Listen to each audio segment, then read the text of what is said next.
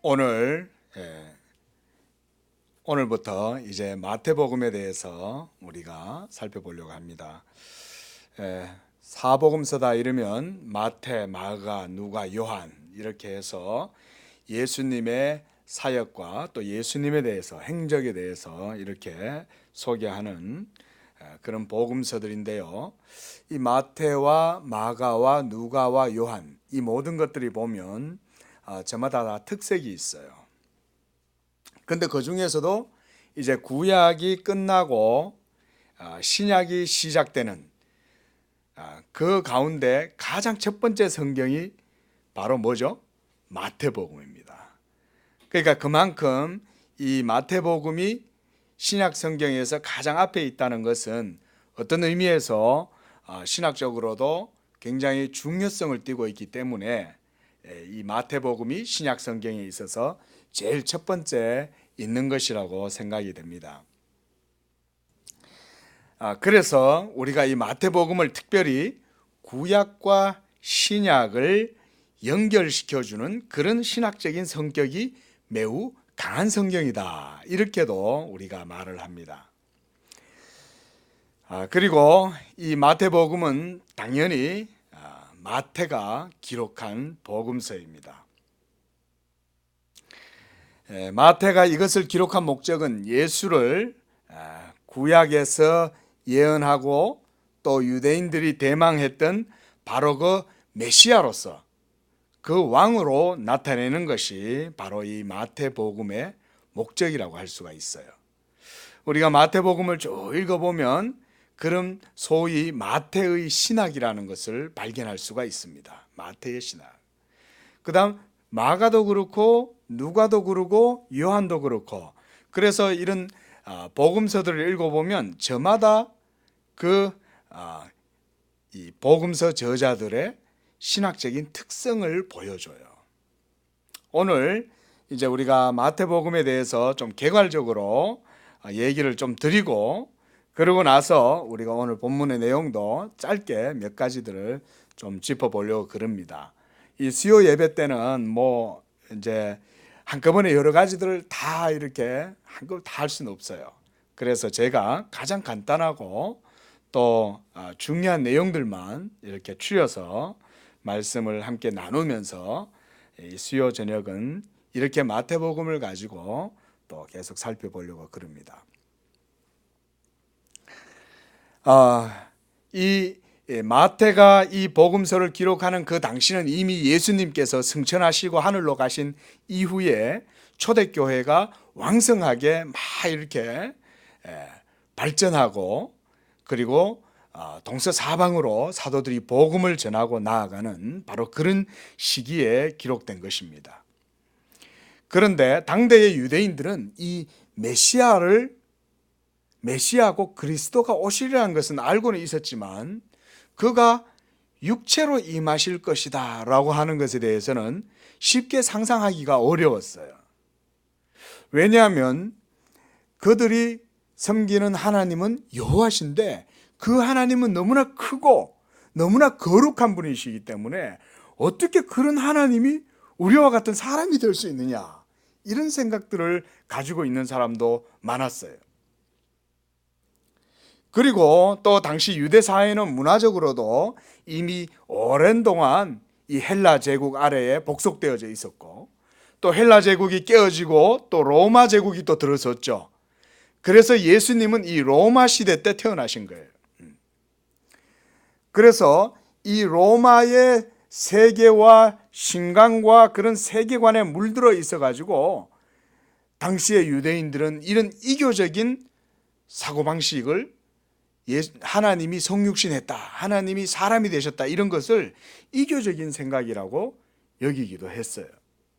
우리가 고대 그리스 신화라든가 이런 데 보면은 이 뭐 제우스라든가, 그 다음에 바다의 제왕 뭐 포세이돈이라든가, 또 헤라클레스라든가 뭐 이런 이제 고대의 그리스 신들이 나오잖아요. 그죠? 그 전부 다 뭐냐면 의인화해가지고 뭐 술의 신 디오니소스 뭐 이러면서, 그죠? 뭐 별의별 신들이 다 있었어요. 그러니까 전부 다 이 사람처럼 얘기를 한단 말이에요, 신들을. 이런 게 이 히브리인들의 사고방식으로 보면 이거는 말도 안 되는 거예요. 근데 그런 거를 헬라 사람들이나 로마 사람들은 그런 것들을 마치 정말 그럴듯하게 해서 그런 것들을 섬기기도 하고 숭배하고 이랬단 말이죠. 그러니까 하나님이 사람이 되셨다라고 하는 이런 것을 얼핏 보면 받아들이기 힘들었지만, 그런데 우리가 성경을 자세하게 보면 어때요? 구약의 율법과 선지자들의 내용을 자세하게 연구하고 살펴보면 메시아는 어떤 모습으로 나타납니까? 영으로 오시는 거예요? 그게 아니라 육으로 오신다는 것이 이미 모든 율법과 선지자들이 다 증거한 거예요. 우리가 레위기를 통해서 뭘 볼 수 있습니까? 이 제사의식을 볼 수 있잖아요. 그 제사의식이 누구를 가리키는 거예요? 하나님의 아들 메시아가 와서 우리의 인류의 모든 죄를 대신해서 자기의 피를 흘리잖아요. 그렇죠? 그리고 하나님 앞에 이 죄인들을 대신해서 희생제물로, 속죄제물로 하나님 앞에 자신을 바치잖아요. 그러려면 어떻게 돼야 돼요? 하나님이 어떻게 해야 돼요? 육으로 오셔야 되죠. 그렇죠? 그런데 이런 것들을 계속 무한히 반복하면서도 유대인들이 눈이 가리워져 가지고 하나님의 말씀이 메시아는 인자의 모습으로 온다라고 하는 것에 대한 성경을 생각하지를 못하는 거예요. 대표적으로 우리가 오늘 우리 본문에서도 나오겠지만요, 메시아가 사람의 모습을 입고 이 땅에 온다는 것에 대해서 얘기하고 있는 성경 가운데 가장 큰 게 이사야죠. 처녀가 잉태하여 아들을 낳을 것이요 그 이름을 임마누엘이라 하리라. 처녀가 잉태하여 아들을 낳는다 그랬거든요. 이런 걸 보면 우리가 구약의 유대 백성들이, 이스라엘 사람들이 얼마나 성경에 대해서 그 눈이 가리워져 있었는가, 이런 것들을 알 수가 있습니다. 오늘은 그래서 이제 이런 것에 대해서 조금만 몇 가지를 좀 설명을 해드리고 마치려고 합니다. 먼저 이 마태복음 전체에서는 주요한 핵심이 바로 그리스도예요. 가장 중요한 게 그리스도예요. 우리가 1절 말씀 한번 보십시오. 1절 말씀에 한번 읽어봅니다. 시작. 아브라함과 다윗의 자손 예수 그리스도의 계보라 그랬습니다. 그러니까 마태가 제일 먼저 시작하는 게 뭐냐면 예수 그리스도, 이 말이에요. 여기서 그리스도라는 말은 구약의 메시아라고 하는 말과 같습니다. 이 구약의 메시아, 이거는 기름 부음을 받은 구원자, 이 말이에요. 구원자로서 기름을 부음 받은 자, 그가 메시아인데, 이 메시아가 신약의 용어로 크리스토스, 그리스도로 바뀌었어요. 그래서 이 마태는 예수님을 유대인들에게 소개하기 위해서 이 글을 딱 시작하는데 제일 먼저 뭐라고 기록하냐면 아브라함과 다윗의 자손 예수 그리스도. 유대인들에게 제일 유명한, 가장 유명한 사람은 누굴까요? 이 두 사람이죠. 그렇죠? 지금도 그 이스라엘의 그 나라의 국기는 다윗의 깃발이죠. 그 별표가 있잖아요. 그죠? 별이 이렇게 그려져 있잖아요. 이스라엘의 깃발은 하얀 데다가 별표가 있단 말이에요. 그 별은 다윗의 별을 의미합니다. 사실은 그 다윗의 별이 바로 예수님을 상징하는데 본인들은 그걸 모르는 거죠. 그리고 이스라엘의 시조는 누굽니까? 아브라함이죠. 아브라함이 이스라엘의 시조잖아요. 그죠? 그러니까 이 이스라엘 민족과 종교에 있어서 이 아브라함과 다윗은 절대적인 사람들이에요. 그 마태가 이걸 제일 처음 이렇게 기록한 의도가 분명하게 우리가 볼 수 있죠.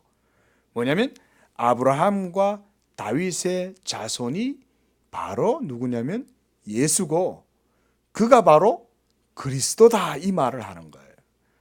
이 말은 사실은 우리가 예수를 믿으니까 그냥 이렇게 쉽게 읽어 나가죠. 유대인들에게 있어서, 당시의 유대인들에게 있어서는 이것은 매우 충격적인 말이라고 할 수 있어요. 그래서 학자들의 글들을 보면 이 당시, 오늘날 말고요, 2000년 당시에 이 유대 사회에서는 이 마태복음이 많은 유대의 개종자들이 이 마태복음을 통해서 예수님에 대해서 많이 배웠어요. 오늘날은 책이 많으니까 우리가 책이 귀한 줄 모르죠. 그렇잖아요. 근데 뭐 우리나라만 해도 그죠? 진짜 지금으로부터 한 8, 90년 전만 해도 안 그렇습니까? 뭐 책이라는 것이 그렇게 쉽지 않잖아요. 그렇죠? 필사하는 것도 돈을 엄청 많이 줘야 되고 종이 만드는 것도 막 어려웠는데 하물며 2000년 전에 이때 당시 얼마나 이 책들이 귀했겠습니까?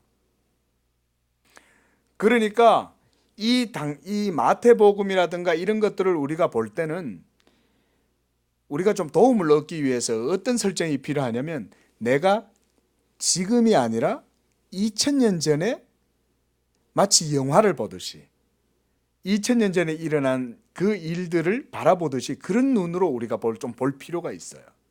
그러면 조금 좀 현실감이 조금 더 다가와요. 한번 생각해 보십시오. 막 유대 사회는 예수 그리스도교가 막 번성해 나가니까 유대인들하고 엄청나게 갈등이 많이 일어났잖아요. 사도행전을 보면 그렇죠? 심지어 예수님은 유대인들에 의해서 잡아서 본디오 빌라도에게 재판을 받고 무죄한 상태에서 십자가에 처형을 당했어요. 그러고 나서 예수를 믿는 무리들이 없어질 줄 알았는데 도리어 얼마 있다가 보니까 막 왕성하게 예수 믿는 사람들이 막 번져나는 거예요. 그러니까 이 엄청나게 이 전통 유대인들, 바리새인들과 사두개인들과 이런 유대인들과 이 기독교인들 간의 사이에 막 엄청나게 많은 충돌들이 있었어요. 그런 상황에서 마태가 이 복음서를 기록하고 있는 거예요. 그래서 우리가 그런 상황을 이해하면서 이 글을 보면 글의 내용을 조금 따라갈 수가 있습니다. 그런데 딱 1절에서 마태는 예수가 그리스도다 이렇게 딱 못 박고 들어가는 거예요. 그러니까 이 글을 읽는 당시의 사람들은 얼마나 충격을 받았겠어요. 자기네들은 이때까지 이스라엘의 하나님, 아브라함의 하나님, 이삭의 하나님, 야곱의 하나님, 그리고 그 하나님께서 우리 조상 다윗의 나라를 다시 회복시켜 주실 것을 막 기다리고 있었단 말이죠. 이 로마의 압제에서 우리를 해방시켜주고 정치적으로 해방시켜주고 다시금 옛 다윗의 통일 왕국의 영광을 회복시켜 줄 것이다라고 유대인들은 기다리고 있었는데 이 마태복음의 내용을 보니까 마태가 쓴 이 복음서의 내용을 보니까 아니 이미 그분이 벌써 왔다 간 거예요. 자기들은 올 줄 알고 기다리고 있었는데 이미 그분이 왔다가 가신 거예요. 그리고 그분이 오셔가지고 쭉 한 내용들을 이제 기록하는 거예요. 그런 기록의 내용을 마태가 유대인들의 그 히브리인들의 그런 율법의식이라든가 구약의 그런 관점들을 가지고요 예수 그리스도와 결부시켜 가지고 설명을 해주는 거예요. 그래서 마태복음이 구약 다음에 신약의 가장 첫 번째에 하나님이 이걸 여다가 놔두신 거예요. 실제로 마태는 직업이 뭐였습니까? 세리였죠. 그렇죠? 세리였잖아요. 세관에 앉아서 로마의 지배 아래에서 로마의 이 명을 받고 유대인들에게 이 세금을 걷어들이는 사람. 유대인들이 봤을 때는 이 세리 마태는 요즘 말하면 우리 그 일제의 앞잡이 같은 엄청나게 얄미운 존재죠. 그러니까 로마의 지배 아래 있는 것도 비참하고 자존심 상하는데 똑같은 동적인 이 세리 마태는 그 앉아가지고 막 세금을 걷어들이는데 세금도 그냥 걷어들이지 않아요. 일정한 예를 들어서 오늘날 우리가 세금이다 이러면은 10%나 15% 이렇게 세금을 매기잖아요. 그런데 어떻게 하냐면 이 아주 이 욕심 많은 세리들은 어떻게 하냐면 10%만 받아도 되는데 18%를 받는 거예요. 그래서 8%는 자기가 딱 주머니에 넣는 거예요. 그건 자기 이제 인센티브예요. 예? 그러니까 같은 동족을 착복하는 거잖아요. 그러니까 이거 얼마나 그랬겠어요. 그런데 그런 마태인데도 불구하고 이 마태가 신약 성경에 있어서 제일 처음 쓰는 거예요. 또 한편으로는 학자들은 또 그런 말을 합니다. 이 마태가 아무래도 돈을 계산을 많이 하고 경제적인 것들이나 당시 시대적인 돈이 또 시대의 정치에 가장 민감하잖아요. 그 돈 되는 것에 가장 눈을 밝히 돌아가는 게 이제 증권사의 증권맨들이거든요. 예? 투자자들 이런 사람들은 정치가 돈이 되느냐 안 되느냐, 저 정치적인 결정이 어떻게 돈이 되냐 이런 것이 가장 잘 아는 거죠. 자, 그래서요, 이 마태가 바로 이와 같이 예수 그리스도를 소개하고 있습니다. 먼저 2절에서 16절까지가 이제 이 마태가 기록한 예수 그리스도의 계보입니다. 계보. 그래서 아브라함이 이삭을 낳고 이삭이 야곱을 낳고 라고 하면서 쭉 내려와서 16절에 마리아의 남편 야곱은 마리아의 남편 요셉을 낳았으니 마리아에게서 그리스도라 칭하는 예수가 나시니라. 어때요? 마태의 의도가 분명하게 드러나죠. 마태는 예수가 그리스도다, 메시아다 이 말을 하고 싶은 거예요. 그러니까 봐라, 이 계보에서 이렇게 아브라함에게서부터 하나님의 약속이 있었지. 그리고 그 아브라함과 이삭과 야곱과 그리고 그에게서 난 유다와 그리고 베레스와 세라와 헤스론과 람과 막 이런 것이 계속 이어지는 거예요. 그러다가 6절에 와서 다윗 왕을 낳으니라 그랬어요. 이때도 여기 보세요. 이 마태는 그냥 다윗을 낳으니라 이렇게 말 안 해요. 다윗 왕을 낳았다 그랬어요.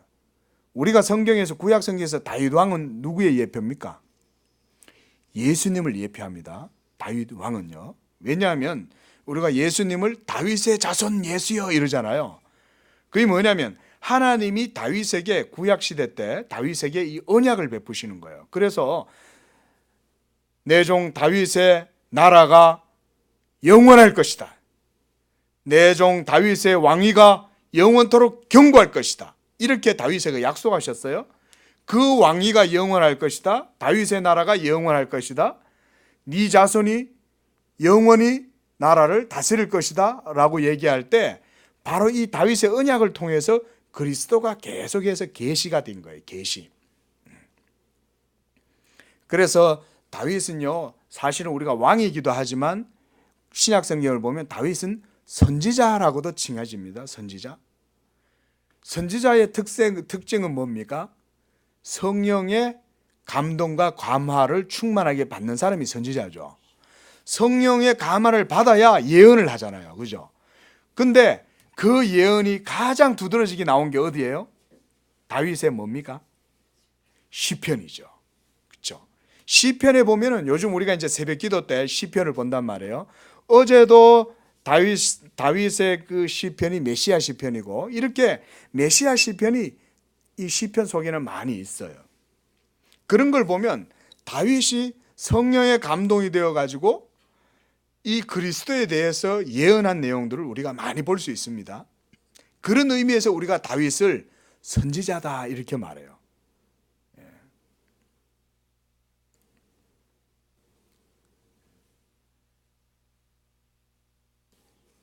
이렇게 마태는 메시아 사역에 대한 유대인들의 잘못된 관념들을 시정하려는 의도를 갖고서 바로 예수 그리스도가 바로 그 언약의 메시아고 그리고 그가 이 세상에 오셨고 이런 것들을 쭉 설명을 하는 것입니다.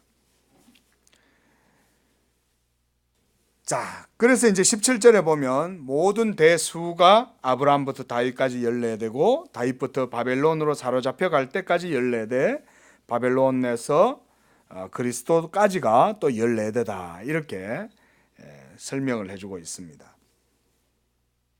뭐 할 얘기들이 많이 있긴 하지만요. 그냥 우리가 간단한 내용들, 중요한 내용들만 이제 짚고 넘어가도록 하겠습니다. 그 다음에 18절에 보면 예수 그리스도의 나심은 이러하니라. 여기서도 예수 그리스도라는 표현을 쓰죠. 당시에는 이런 표현이 흔한 게 아니었습니다. 우리는 예수 그리스도 많이 들으니까 우리한테는 그게 너무나 익숙한 것 같지만 당시에는 메시아가 예수다 라고 하는 말은 정말 생소한 말인 거예요. 메시아는 여호와지 어떻게 예수냐 이러는데요. 그런데 우리가 예수라는 이름도 여호수아죠. 하나님은 구원하신다 이런 뜻이에요. 그 예수라는 이름이. 자, 그럼 우리가 한번 18절부터 한번 내용을 잠깐만 볼까요? 근데 여기에서 18절에서 이 마리아가 요셉하고 정혼을 했어요. 약혼을 했어요. 그런데 약혼을 했는데 얼마 안 있어서 이 결혼도 하기 전에 이 마리아에게서 이 잉태를 한 이런 모습이 보이는 거예요. 그러니까 요셉이 그걸 본 거예요. 아마 제 생각에는 이렇게 입덧 같은 거를 하고 이러면서 그게 자꾸 이렇게 보이니까 요셉이 큰일 났다 싶었어요. 그러니까 이제 19절에 보면 그의 남편 요셉은 의로운 사람이라 그를 드러내지 아니하고 가만히 끊고자 했다. 아마 조금 이제 혈기가 있고 막 이런 사람 같으면, 그리고 율법에는 이런 사람은 돌로 쳐서 이제 밖에 내쳐서 죽이도록 되어 있거든요. 그러면 어떻게 되겠습니까? 이 마리아는 죽는 거예요. 근데 이 요셉이 참 의로운 사람이에요. 그걸 알고 이 마리아가 그러면 당연히 자기 아이는 아니잖아요. 그렇죠? 자기 아이는 아니니까 이 분명히 부정을 저지른 거거든요. 그러니까 이제 이 유대 사회에서는 율법으로는 이런 여자는 돌로 쳐서 죽는 거예요. 예? 그러니까 이 마리아가 그렇게 죽임을 당할 수 있으니까 조용히 끊고자. 그러니까 이때는 이제 뭐냐면 이 당시 때의 결혼 풍습은요, 약혼을 하면 결혼한 거나 거의 마찬가지예요. 결혼 안 해도 이미 약혼 자체로 벌써 결혼한 것과 마찬가지가 돼요. 그래서 약혼한 상태에서 예를 들어서 사별하잖아요. 약혼을 했는데 남자가 전쟁터 나가서 죽는다든지 뭐 이래가지고 사별을 하잖아요. 그러면 그 여자는 그냥 저기 되는 거예요. 예? 예, 과부가 되는 거예요. 과부가. 예. 그리고 파혼을 할 때도 남자가 그 여자한테 파혼 증서를 써줘야 돼요. 거의 이혼이나 마찬가지인 거예요. 그렇게 파혼 증서를 서로 써줘야 상대방도 써주고 이렇게 해서 요즘으로 말하면 이혼 서류죠. 그게 약혼에 그런 것들이 적용된다는 거예요. 결혼 안 했는데도. 그러니까 이 일이 보통 일이 아니죠. 약혼해서 아직 결혼도 안 해서 동침도 안 했는데 이 애가 생기니까 이 요셉이 가만히 끊고자 한 거예요. 하지만 이 일은 바로 성령으로 말미암아 이루어진 것이고 이미 하나님께서 역사하시는 거예요. 이 가운데. 그때의 20절에 주의 천사가 이 요셉에게 나타나서 이렇게 말하는 거예요. 다윗의 자손 요셉아 이렇게 말하는 거예요. 다윗의 자손 요셉아. 그냥 요셉아 이렇게 말 안 해요. 천사가 다윗의 자손 요셉아 이렇게 말하는 거예요. 이거 뭐냐면 너는 아주 특별한 사람이다라는 거예요. 요셉에게. 요셉은 어떤 사람입니까? 다윗의 자손이에요. 그리고 그 다윗의 언약이 이 요셉을 통해서 계속 명맥이 이어지는 거예요. 굉장히 중요한 인물이죠. 요셉은. 그런데 요셉은 혈통으로는 예수님의 친아버지는 아니에요. 그런데 예수님은 공식적으로는 이 요셉의 족보에 편승해서 나오시는 거예요. 그러면서 천사가 요셉에게 말합니다. 네 아내 마리아 데려오기를 무서워하지 말라. 여기서도 보세요. 약혼녀 이렇게 말 안 하잖아요. 약혼을 했는 상태인데도 네 아내를 데려오기를 무서워하지 말라. 그에게 잉태된 자는 성령으로 된 것이리라. 아들을 낳으리니 이름을 예수라 하라 그랬습니다. 예수, 이 아까 말씀드렸듯이 여호수아를 의미합니다. 그리고 이 여호수아다 이럴 때는 하나님이 우리를 구원하신다 그런 의미입니다. 그러니까 자기 백성을 그들의 죄에서 구원할 자, 그가 바로 예수라는 말이에요. 그리고 이 모든 일이 된 것은 주께서 선지자로 하신 말씀을 이루려 하심이다. 이런 내용을 마태가 다 하나하나 기록하는 거예요. 지금 이 마태가 전부 다 기록하는 거죠. 이렇게 기록하는 이유가 뭐예요? 예수는 성령으로 잉태되어서 하나님의 아들이고 요셉의 아들로 태어났으나 그의 근원은 태초의 상고의 그는 바로 하나님 자신이다 이런 얘기를 하는 거예요. 그리고 그가 마리아에게서 그 몸을 얻으시고 태어나셨다. 그리고 다윗의 가문에서 나셨다. 이 얘기를 하는 거예요. 그러니까 예수님은 결국은 다윗의 언약을 따라서 태어나신 거죠. 그래서 처녀가 잉태하여 아들을 낳을 것이요 그의 이름을 임마누엘이라 하리라. 이때 또 한 가지 우리가 봐야 될 점은 뭐냐면 21절에 천사가 이 요셉한테 이렇게 말해요. 아들을 낳을 것인데 이름을 예수라고 해라. 마리아한테 얘기해 주는 거예요? 요셉한테 얘기해 주는 거예요? 똑똑하네요. 요셉한테 이 말을 하는 거예요. 요셉아, 네가 마리아가 아들을 낳을 것인데 그 아들의 이름을 예수라고 붙여 주어라 이 말이에요. 그러니까 이 말은 뭡니까? 천사가 요셉을 예수의 아버지로 공식적으로 인정하는 거죠. 그리고 그 이름의 뜻에 대해서 얘기합니다. 23절에 보라, 우리 함께 읽어봅니다. 보라, 처녀가 잉태하여 아들을 낳을 것이요 그의 이름은 임마누엘이라 하리라 하셨으니 이를 번역한즉 하나님이 우리와 함께 계시다 함이라. 하나님이 우리와 함께 계시다.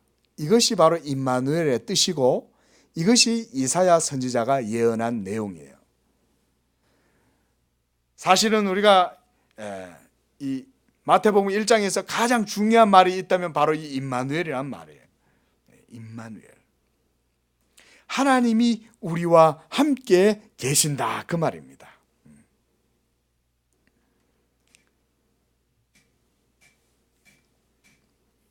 이를 번역한즉 하나님이 우리와 함께 계시다. 여기에서 우리가 이 임마누엘은 바로 예수 그리스도의 사명을 설명하는 이름입니다. 범죄로 하나님을 떠난 인류가 중보자이신 그리스도 안에서 다시금 하나님께로 돌아오게 되고 그들은 이제 하나님의 백성이 되어서 하나님께서 그들 안에 함께 계시고 그들 가운데 함께 하신다는 말이에요. 그래서 임마누엘이라고 할 때 이 임은 구약 성경에서 임은 함께란 말이고 마누라는 말은 우리와 이 말이에요. 그리고 엘은 하나님이에요. 엘 할 때 그 엘리 할 때 그 하나님 할 때 그 하나님이에요. 그래서 이 임마누엘 하나님이 우리와 함께 계신다라고 하는 이 말은 예수 그리스도 복음의 사실은 가장 궁극적인 표현이에요. 왜냐하면 예수 그리스도께서 십자가에서 죽으심으로 모든 구원을 다 이루시잖아요. 그죠? 그러면 그 다 이루신 구원이 우리한테 어떻게 이루어졌어요? 성령이 우리 가운데 찾아오셔서 임재하시니까 그러니까 우리가 예수를 믿게 되고 회개하게 되고 그래서 거듭나게 되고 그래서 성령을 받아서 하나님의 자녀가 되는 거예요. 그래서 이것이요, 신약 성경에서 가장 예수 그리스도의 복음을 가장 궁극적으로 표현하는 단어라면 바로 임마누엘이라고 할 수 있어요. 임마누엘. 하나님이 죄인인 우리를 싫어하지 아니하시고 죄인인 우리를 정죄하지 않고 죄인들인 우리를 미워하지 않고 죄인들인 우리를 저주하지 않고 죄인들인 우리를 싫어서 떠나시지 않고 오히려 우리가 죄 가운데 있고 부족하고 연약하고 죄로 말미암아 우리의 마음은 온통 부족함 투성인데도 불구하고 하나님이 예수 그리스도로 말미암아 우리 안에 오셔서 친히 우리를 자기 백성으로 삼아 주시는 것, 이것이 바로 임마누엘이에요. 임마누엘. 하나님이 우리 가운데 계심을 믿으시기를 바랍니다. 그것을 믿는 것은 예수 그리스도를 믿음으로 가능해지는 거예요. 예수님을 믿으면 하나님이 우리와 함께 하신다라고 하는 이 복음이 우리한테 성취가 되는 거예요. 그걸 우리가 이제 우리의 것으로 삼는 거예요. 이것이 바로 구약의 모든 이스라엘의 율법과 선지자들이 장차 메시아가 오셔서 이루실 그 일은 하나님이 저희의 하나님이 되고 하나님께서는 저희의 하나님이요 저희는 하나님의 백성이 되어 하나님께서 그들을 자기 백성으로 삼으신다는 것, 이것이 바로 구약의 율법과 선지자들이 계속해서 예언했던 내용이죠. 이렇게 마태복음 1장은 이제 이렇게 정리가 됩니다. 그러자 이제 요셉이 잠에서 깨어서 천사의 그 명대로 이 마리아를 데려옵니다. 그리고 예수님을 낳을 때까지 동침하지 않고 계속 같이 동침하지 않고 있다가 이제 예수님이 태어난 이후에 그 이름을 예수라고 불렀어요. 25절 마지막 절 보십시오. 요셉이 아들을 낳기까지 동침하지 아니하더니 나음에 요셉이 그 아이의 이름을 예수라고 붙인 거예요. 여러분, 이 성경의 내용들은 그냥 쑥 읽으면 그냥 우리가 의미 없이 읽는 것 같아도요, 가만히 보면 모두가 다 정확해요. 요셉에게 천사가 이름을 예수라 하라고 붙여주라고 그런 거예요. 왜냐하면 요셉이 다윗의 자손이기 때문에. 우리 건우의 이름은 제가 붙였죠. 예? 아빠니까. 예. 그래서 우리 아들 이름은 세울 건자, 튼튼할 건자 해서 우리가 건우라고 하자 그랬는데요. 요셉도 예수님의 아버지이기 때문에 예수의 그 아이의 이름을 예수라고 붙여주는 것입니다. 이제 말씀을 오늘은 정리를 하려고 합니다. 요한계시록 21장 3절에 보면요, 보라 하나님의 장막이 그들과 함께 계시리니 그들은 하나님의 백성이 되고 하나님은 친히 그들과 함께 계셔서, 이렇게 말합니다. 그러니까 결국 우리가 구원이라고 하는 것이 뭐냐면요, 바로 이런 거예요. 구원이라고 하는 것은, 구원은 하나님이 우리를 저 밑에 있는 거 끌어당겨 가지고 위로 올리는 거 아니에요. 이 땅에서 천국으로 들어 올리는 거, 이런 의미도 있을 수 있겠지만 이건 궁극적인 표현이 못 돼요. 진짜 구원은 뭐냐면요, 하나님이 우리와 함께 하시는 게 진짜 구원이에요. 함께 할 때도 옆에 계시는 거 아닙니다. 뒤에서 이렇게 나를 도와주는 거 아닙니다. 어떤 사람들 보면 요즘 그 그림으로 많이 웹툰 같은 걸로 예수님이 나를 이렇게 어깨동무 해가지고 간다든지, 아니면 예수님이 내 뒤에서 이렇게 지키고 계신다든지, 아니면 예수님이 나를 업고 간다든지, 이런 식으로 예수님을 그리는데 사실은 그건 별로 성경적인 그림은 아니에요. 사실 그건 사실 그림을 그릴 수가 없어요. 왜냐하면 예수님은 믿는 자 안에 거하시기 때문에 그래요. 밖에 있는 것도 아니고 앞에 있는 것도 아니고 뒤에 있는 것도 아니고 나를 업어주시는 것도 아니고 내가 예수님 위에 올라타고 있는 것도 아니에요. 하나님이 성삼위일체 하나님, 그것도 예수님이 아니라 사실은 예수님으로 말미암아 성부와 성자와 성령이 이미 우리 가운데 이제 거하시는 거예요. 이게 진짜 구원이에요.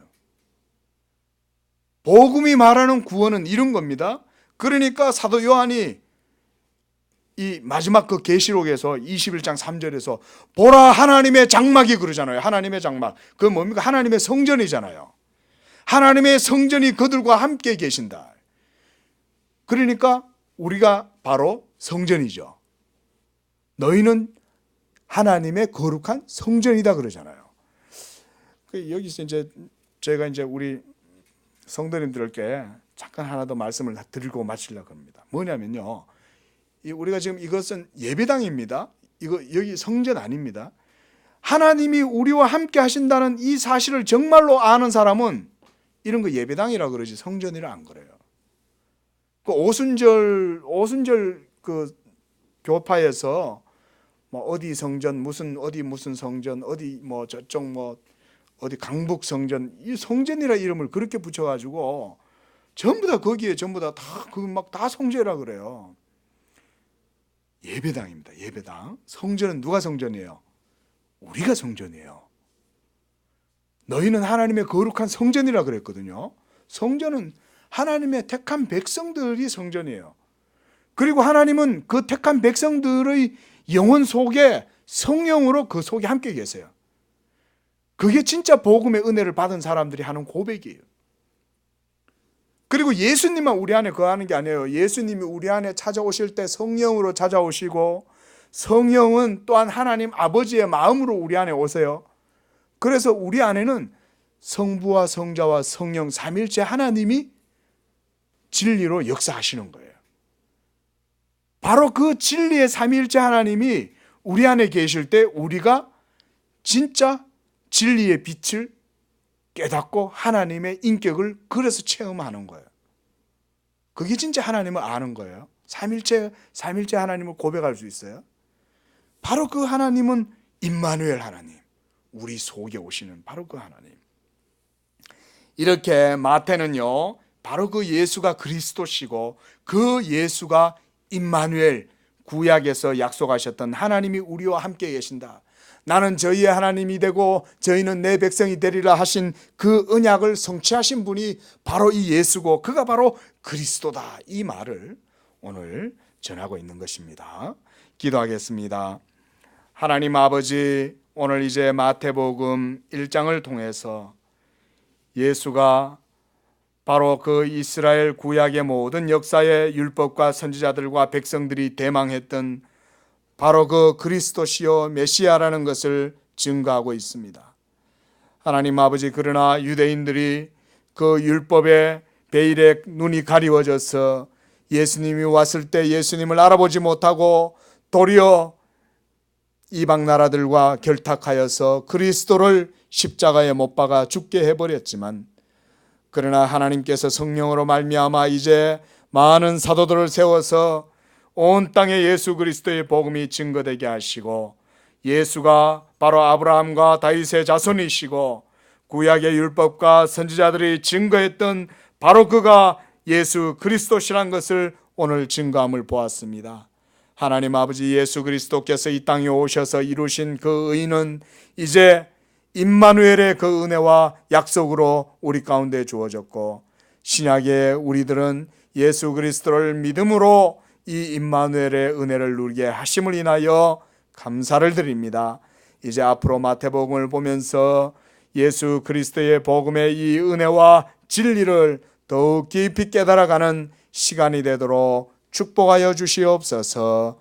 거룩하신 예수님의 이름으로 기도드리옵나이다. 아멘.